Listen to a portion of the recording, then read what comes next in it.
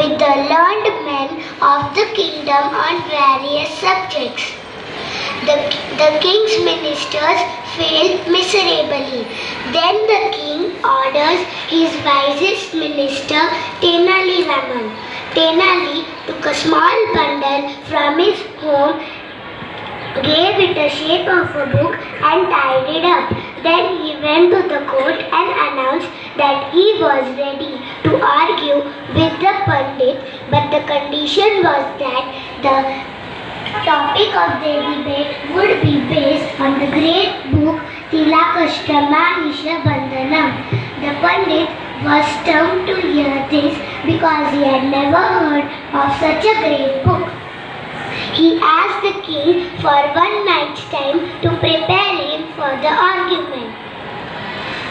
The Pandit was sleepless all night. He could not bear the thought of losing. So he took all his belongings and left the city before sunrise.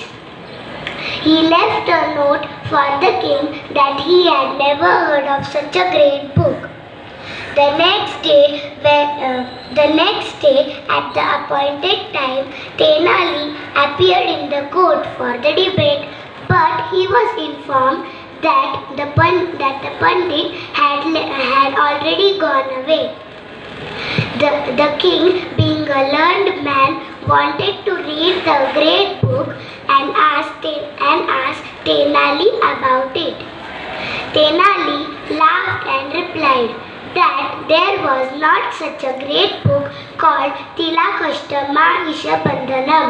Inside the bundle, he had kept some til, which is called tilha in Sanskrit, and some sheep dung, which is called kashta in Sanskrit.